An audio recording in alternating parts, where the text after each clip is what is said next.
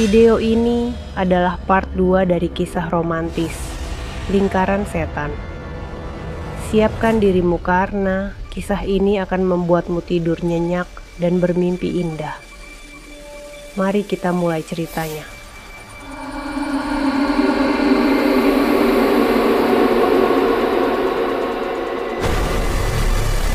Dengan segala pertanyaan yang berkecamuk, Galip mendatangi kembali Ustaz yang pernah membantu keluarganya.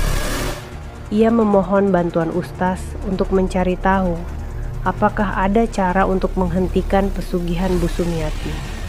Karena kini ia yakin bahwa roh yang digunakan oleh Bu Sumiati masih memiliki dendam terhadap keluarganya. Ustaz itu menyarankan melakukan ritual pembersihan di rumah Galip untuk mengusir energi negatif yang mungkin masih melekat pada keluarganya akibat masa lalu pesugihan tersebut.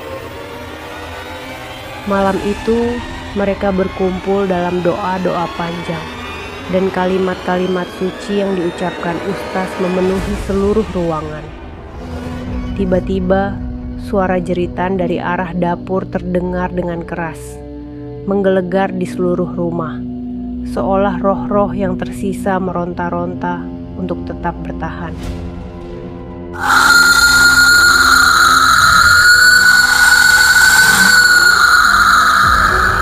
Pesugihan itu tidak bisa diputuskan begitu saja. Mereka yang pernah terlibat di dalamnya, baik pelaku maupun keluarganya, akan tetap terikat hingga tumbal terakhir diberikan. Kata-kata itu menghantui pikiran Galip. Mereka harus menghentikan ini sebelum Bu Sumiati menuntut lebih banyak korban. Galip merasa semakin terdesak. Saat tengah malam ia kembali ke warung untuk menyelidiki, ia berhasil memasuki dapur dengan perasaan takut dan was-was. Di sana, panci besar yang selalu tertutup rapat itu masih berada di tempatnya, memancarkan hawa dingin yang membuat bulu kuduknya berdiri. Ia tahu, ini bukan sekadar benda mati biasa. Dengan tangan gemetar, ia mulai mendekati panci tersebut. Sesuatu dalam dirinya mendorong untuk membuka tutupnya.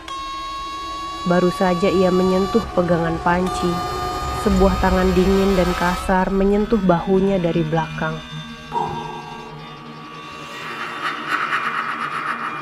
Galip terhenyak, memutar badan dengan cepat, namun tak ada siapapun di sana. Namun, tatkala ia menoleh kembali ke arah panci, tutupnya telah bergeser sedikit tanpa ia sadari.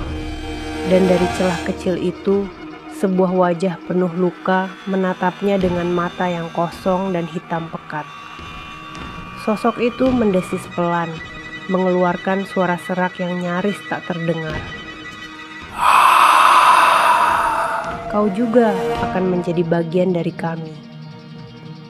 Galip mundur dengan panik, terhuyung-huyung keluar dari dapur dan berlari sekuat tenaga meninggalkan warung. Kejadian ini membuatnya semakin yakin bahwa pesugihan yang dilakukan Bu Sumiati tak hanya sekadar ritual biasa. Ia telah mengikat warung itu dalam perjanjian yang kelam dan penuh darah.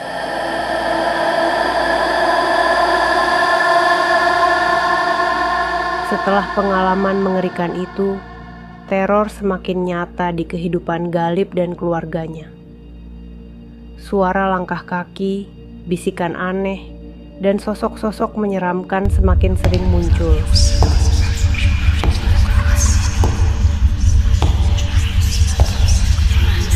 Namun, kali ini, teror tidak hanya terjadi di malam hari.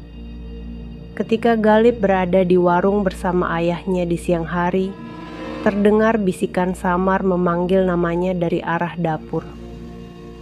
Kepalanya semakin penuh dengan bayangan-bayangan mengerikan, hingga suatu hari ia tidak dapat menahan diri lagi. Ia ingin sekali berteriak, namun suaranya tertahan oleh rasa takut yang luar biasa.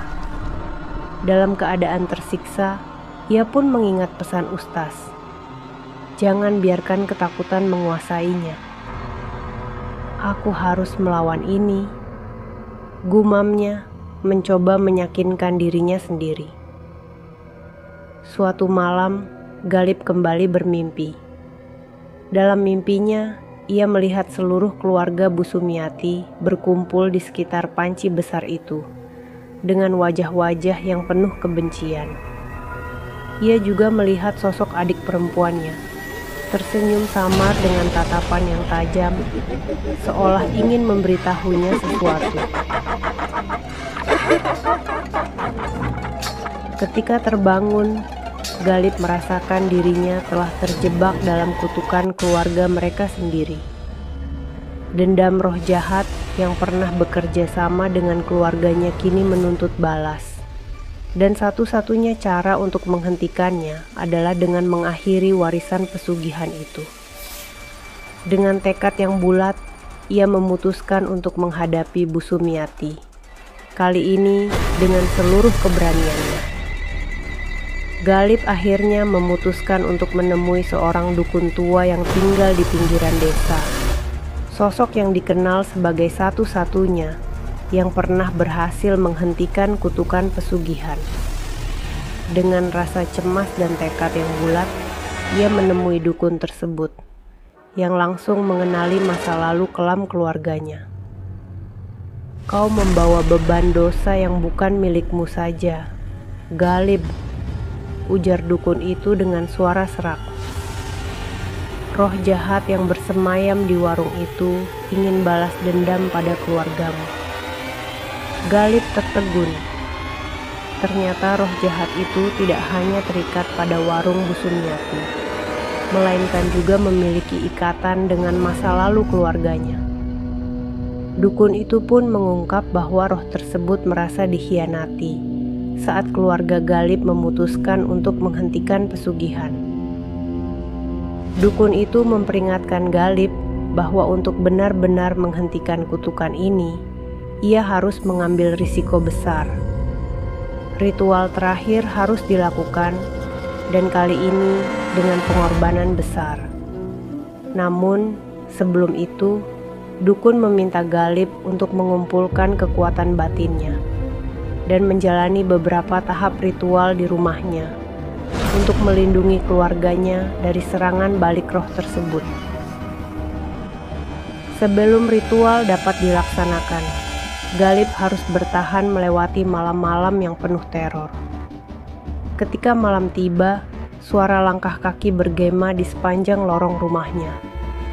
Ketukan keras dan suara bisikan mengerikan terdengar dari balik dinding dan lantai kayu.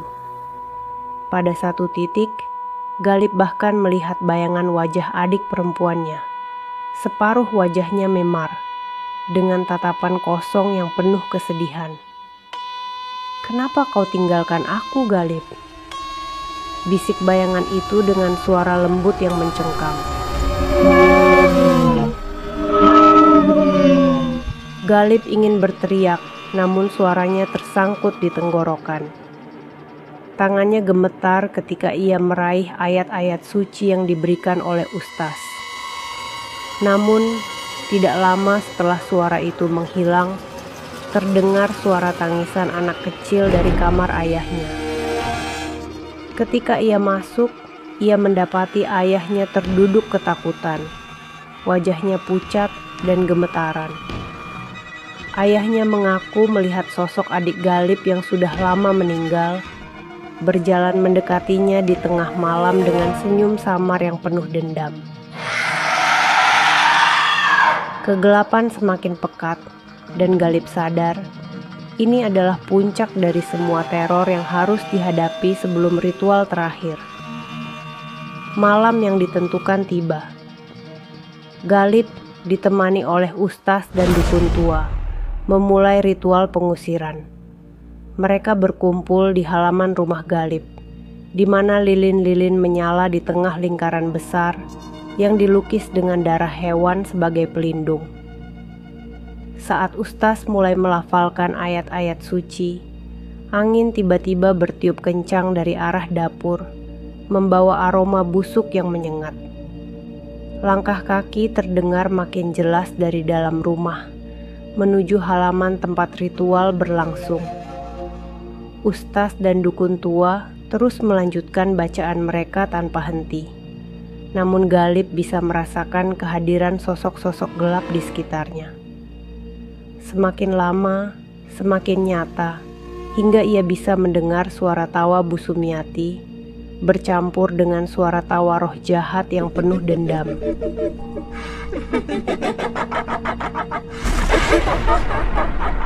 Dukun tua tiba-tiba menghentikan ritual, menoleh ke arah Galib dan berkata dengan suara tegas, "Saatnya kau masuk ke dapur dan buka panci itu sendiri, Galib. Roh yang kau lihat di sana akan menuntut jawaban darimu. Inilah ujian terakhir." Dengan perasaan campur aduk, Galib memasuki dapur yang gelap. Di sana, panci besar yang selalu tertutup itu tampak berkilat-kilat, seolah memanggilnya. Tanpa pikir panjang, Galib membuka tutup panci itu. Dalam sekejap, wajah adik perempuannya muncul dari dalam kegelapan panci, penuh luka dan darah. Dengan suara yang terdengar dalam dan menakutkan, sosok itu berbisik, "Dosa keluargamu tak bisa ditebus, Galib. Kau harus membayar semuanya." Galib terdorong ke belakang, tetapi ketika sadar, ia harus menghadapi ini hingga akhir. Ia menguatkan hati, menatap sosok itu, dan berkata dengan tegas, "Ambillah aku, jika itu yang kau mau, tapi lepaskan keluargaku dari kutukan ini." Tiba-tiba sosok itu tertawa dan perlahan-lahan menghilang.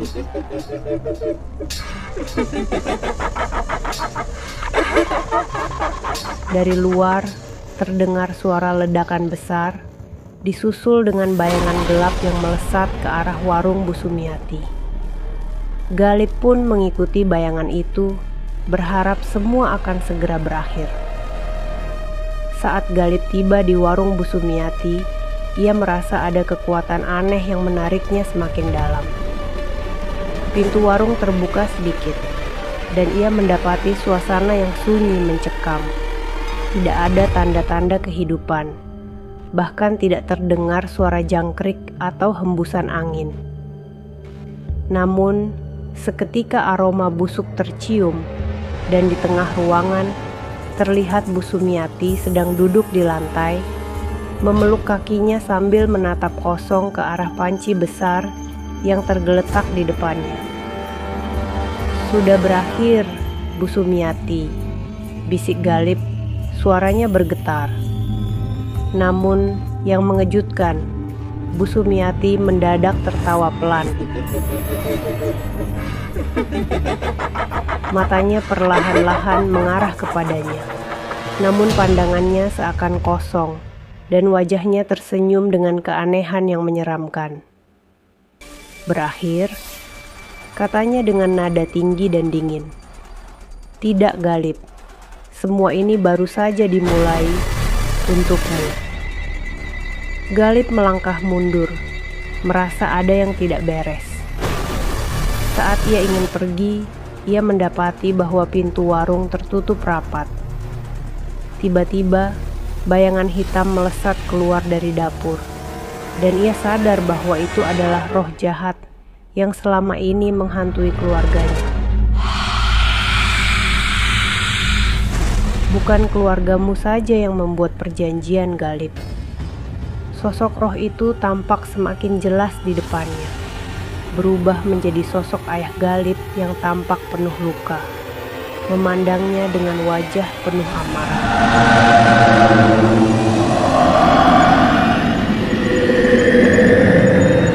Sejenak, semua yang selama ini tersembunyi tiba-tiba menjadi jelas dalam benak Galib. "Ayah." Galib bergumam, berusaha memahami apa yang ia lihat. Namun, roh itu mendekat dan berbisik di telinganya dengan suara yang bergetar. "Keluargamu tak hanya menghentikan perjanjian, tapi mereka melanggarnya. Adikmu menjadi tumbal karena itu." karena mereka tak patuh.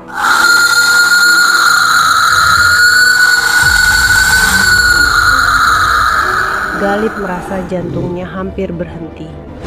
Ia tidak pernah tahu bahwa keluarganya dahulu melanggar perjanjian dengan roh itu. Ayahnya dulu menolak memberikan tumbal berikutnya, sehingga roh itu merampas adik perempuannya sebagai pengingat betapa mahalnya harga sebuah pengkhianatan. Dan kau, Galip, kau kini jadi bagian dari kami. Suara itu semakin menggaung di telinganya. Perlahan, Bu Sumiati mendekat, menggenggam tangannya erat, dan seolah mengisap semua tenaga yang dimiliki Galip. Wajah-wajah para korban pesugihan muncul dalam bayangannya, dan dari sudut matanya, ia bisa melihat para pekerja yang dulu menghilang mendekat dengan wajah kosong, menatapnya dengan tatapan kosong dan marah.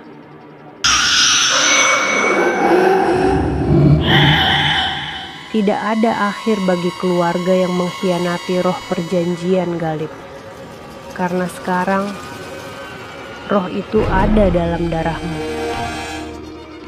Ketika Galip hendak berteriak, dunia di sekitarnya memudar, dan ia jatuh tak sadarkan diri.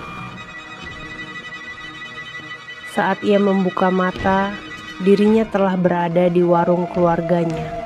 Di tengah malam, memegang panci besar yang ia temukan di warung Bu Sumiati.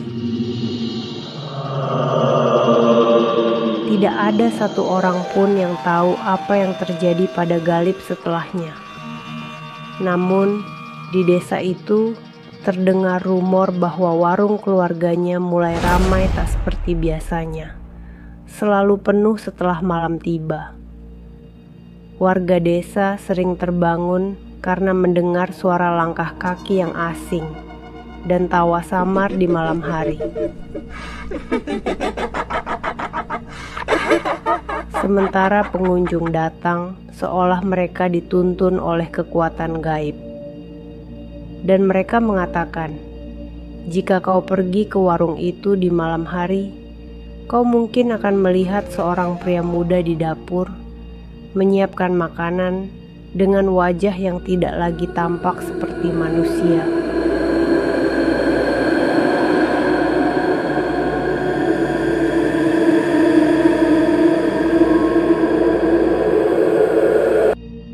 Ingatlah, di balik heningnya kegelapan, selalu ada sosok yang menunggu waktu yang tepat untuk menarikmu ke dunia mereka.